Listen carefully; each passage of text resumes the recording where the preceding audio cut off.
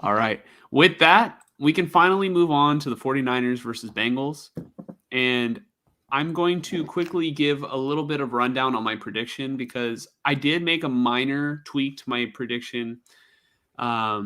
Last week, I said that I had the 49ers winning this game. Then the news came out that Brock Purdy was in the concussion protocol, and I didn't think he was going to play.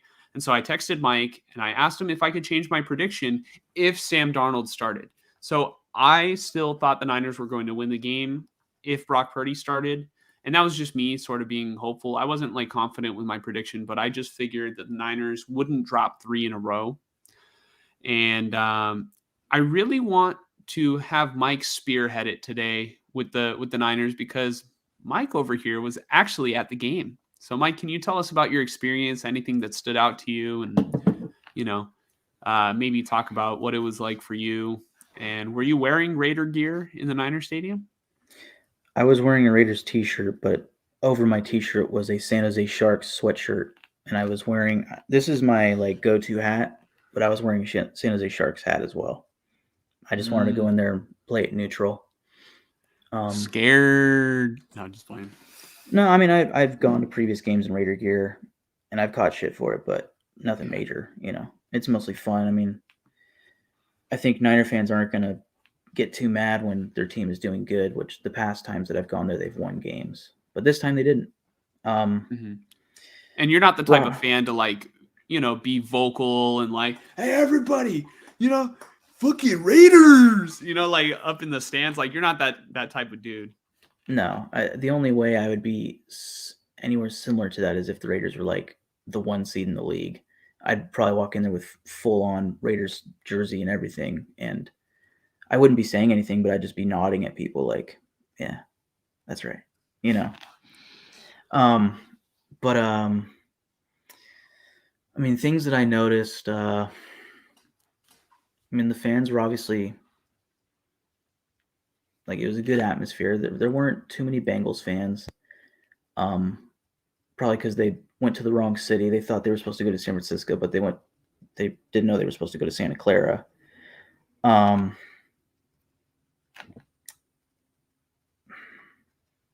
as the game went on, the fan experience got a little more and more quiet. Actually, I don't know if you can pull up the video that I sent you, the one that you laughed at with the fan after Jamar Chase caught the touchdown. Can you send it to me on Twitter? Is that possible? Are you able to send videos? If you do it right now, I think I could pull it up. Yeah. But Joe Burrow, dude, I mean, he just went off. This should be the video. Okay, let's see if it will go through. It's sending right now. So Joe Burrow. Well, actually, I'll start with the Niners offense just really quick. Brock Purdy, 22 for 33, 365 yards, 1 touchdown, 2 interceptions, and a fumble lost. And that fumble lost was pretty much to end the game. I'd say the one big positive, I didn't catch Ayuk's stats. I'm sure he was fine, but George Kittle, 9 catches for 149 yards. Apparently the Bengals are the worst defense against tight ends, and it showed. But I don't know, man. This Niners defense, I mean, I had been saying they need to get it right with the pass rush, and they need to add a body in the defensive backfield. This is the video? Yeah, this is the best I can give you for the fan experience for me.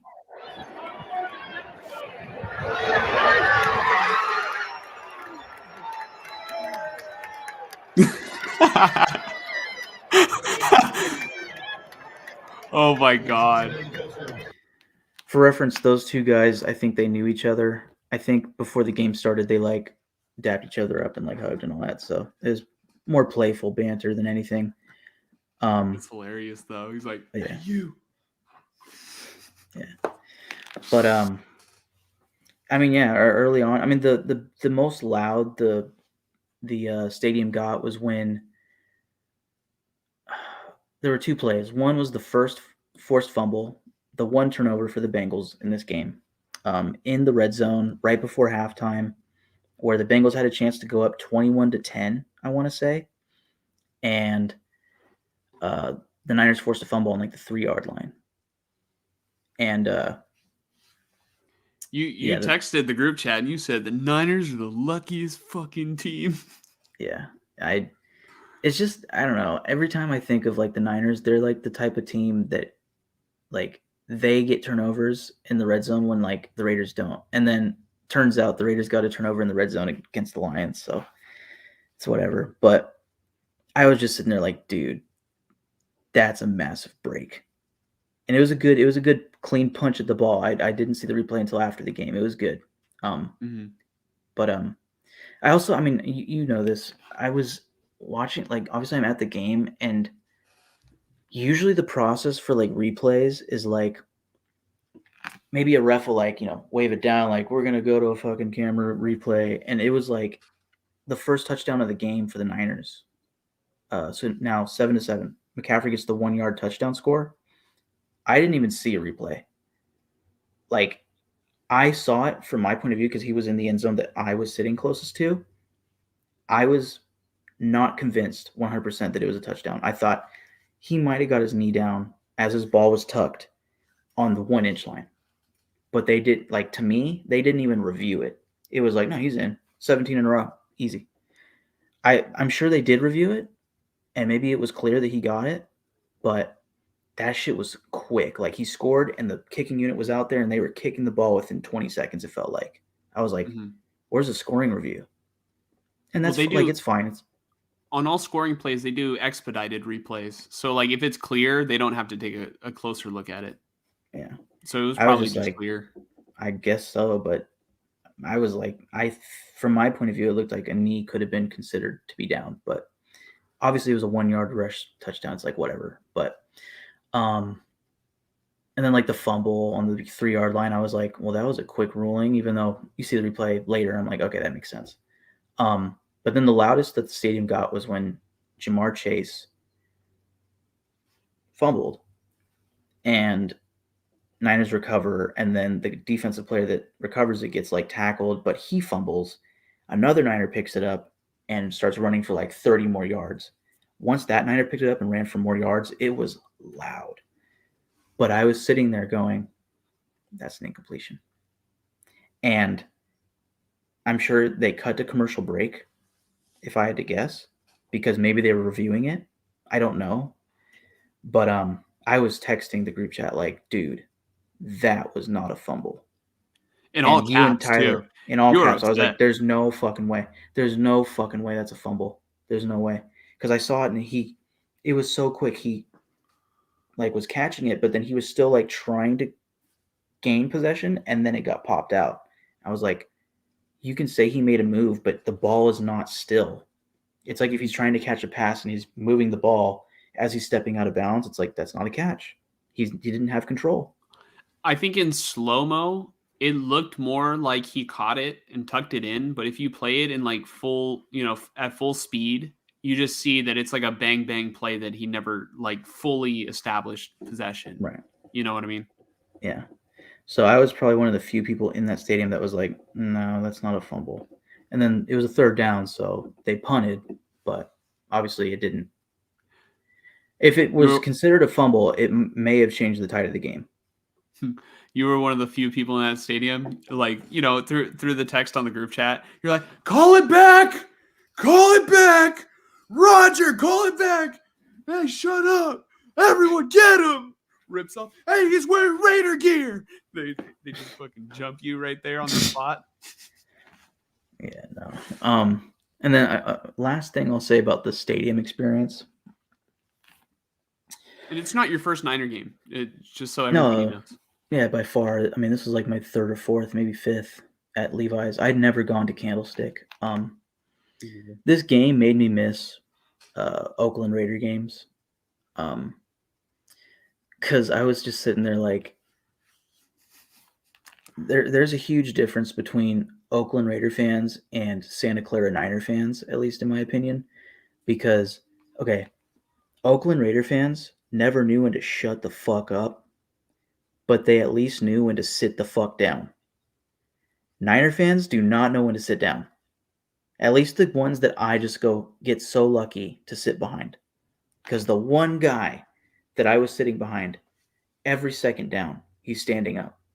Every second down. I'm like, bro, I'm sitting here like this, watching in between his fucking torso and his buddy's shoulder.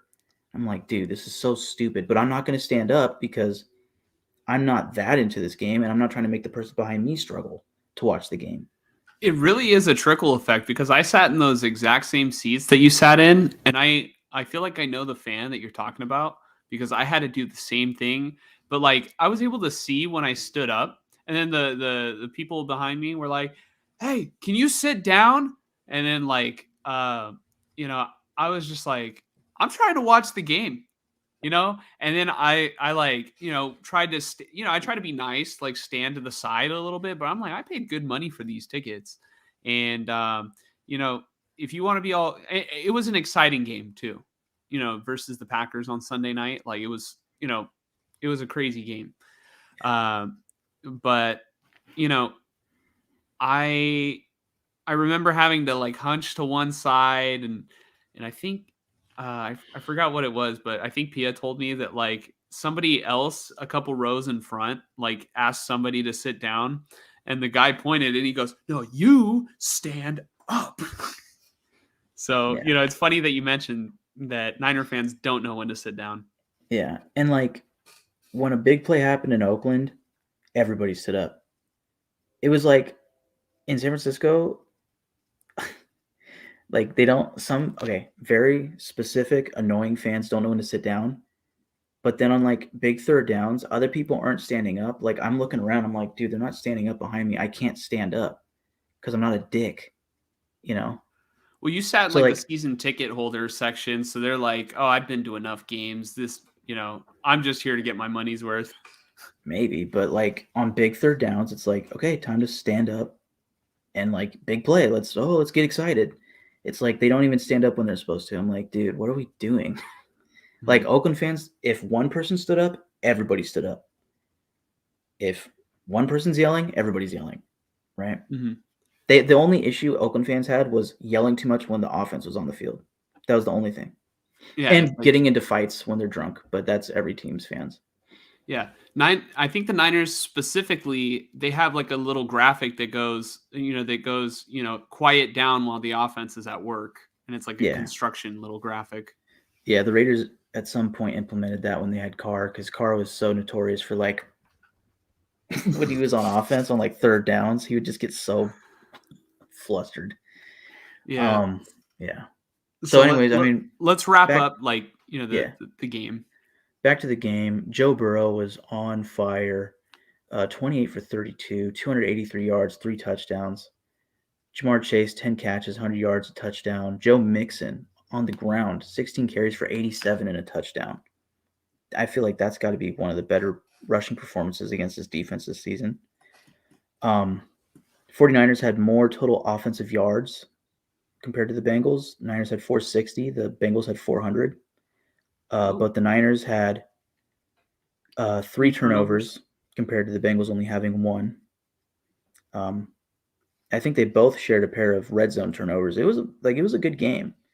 I wish it was a little closer at the end, but it was a good game. I mean, obviously for Niner fans, it wasn't at the end of it, but you're going into the bye week. I think you guys are going to figure this out. You just got Chase Young, which we'll react to it again in a second, but the Bengals had 29 first downs.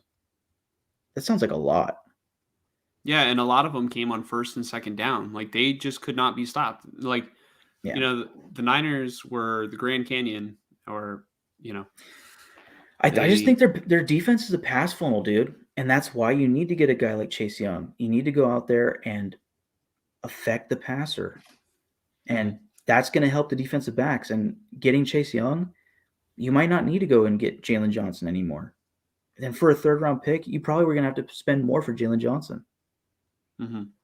So 49ers, by the way, had 24 first downs, so I guess it's not that drastic. But and then last thing, time of possession, it's pretty even.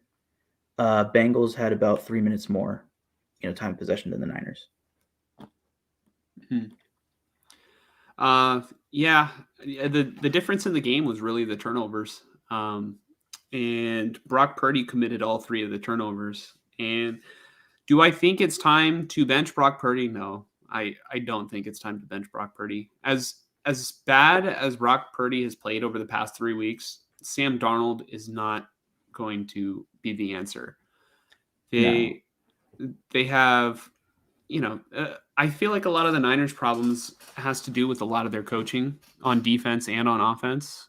And, you know, Shanahan is supposed to be the offensive genius, yet we have all this talent. I mean, granted, Trent Williams and Debo are out, but you can only put up, what do they put up? 17, 2 touchdowns and a field goal. Yeah. Like this offense has slowly devolved into like the whole team is like has become Carolina over the past 3 weeks.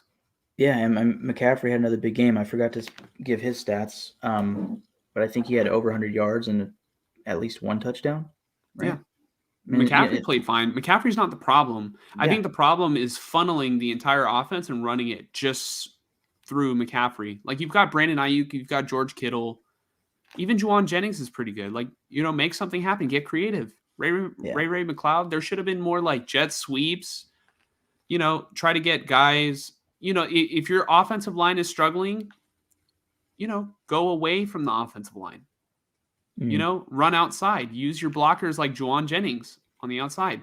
Brandon Ayuk even blocks pretty well, given his size. So I feel like I didn't see much of a use check. Am I wrong?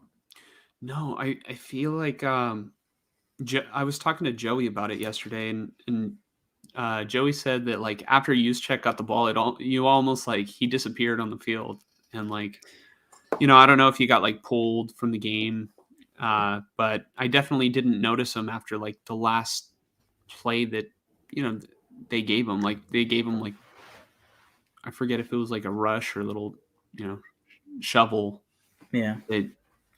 I know they gave him like a QB sneak, right? Yeah, QB sneak. There was a couple. There might have been 2 like 3rd and 1s that they gave him.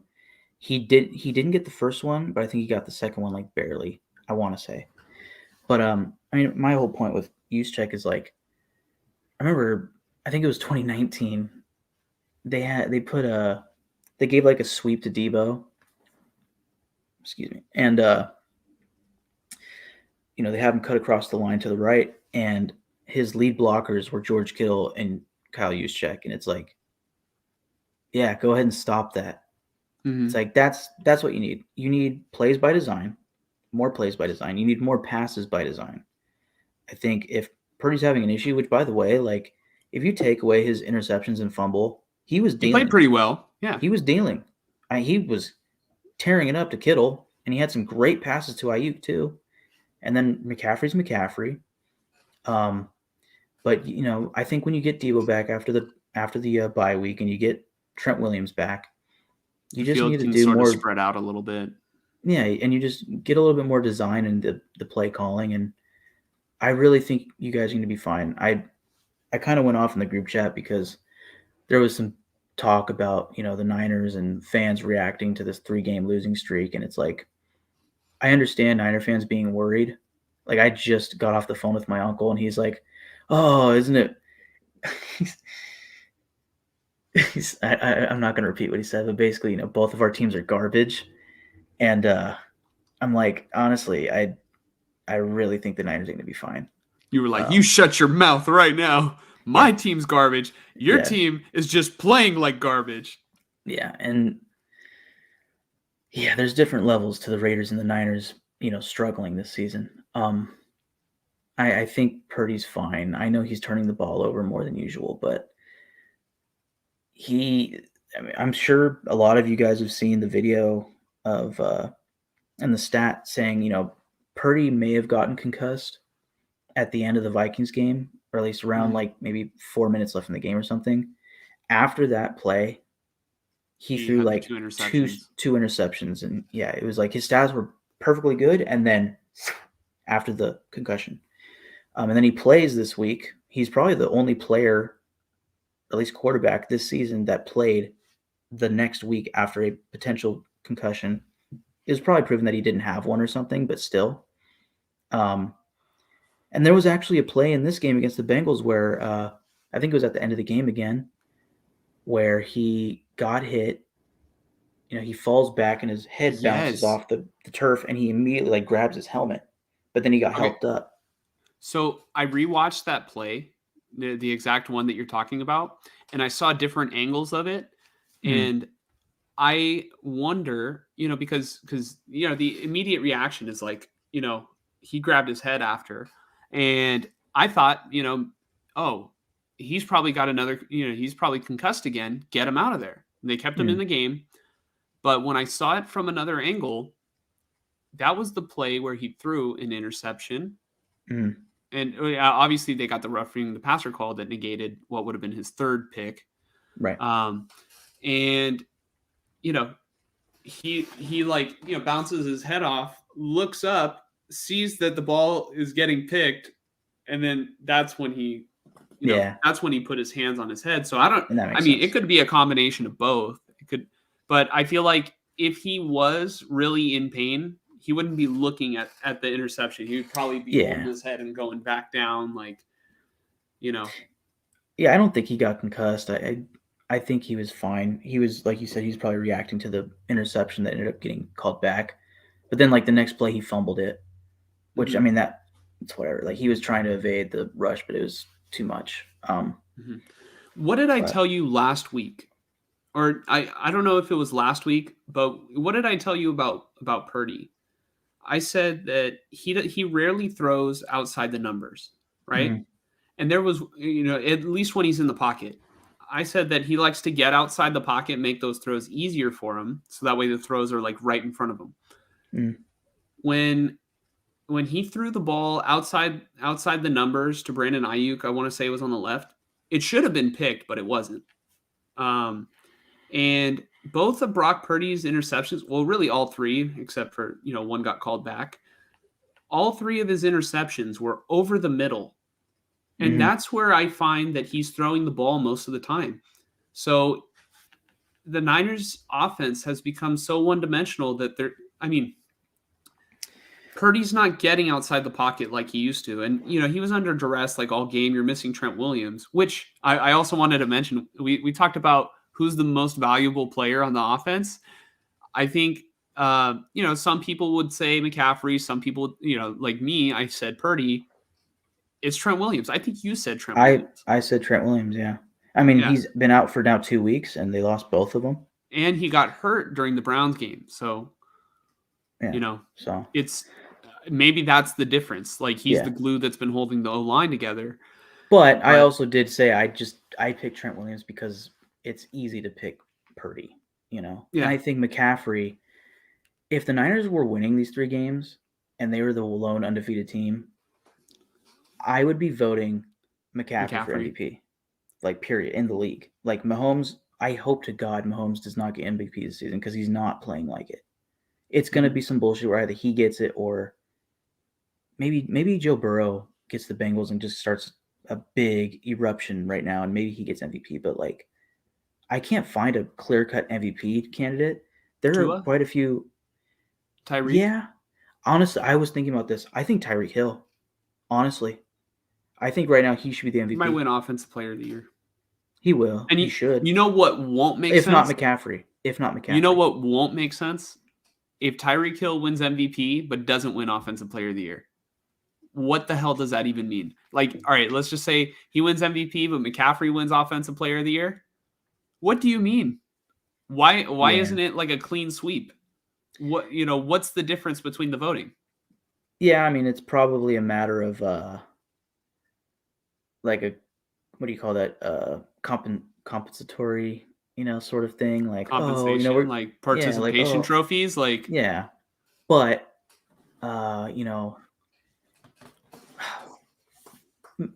Cooper Cup wasn't the MVP the year that he got Offensive Player of the Year, right?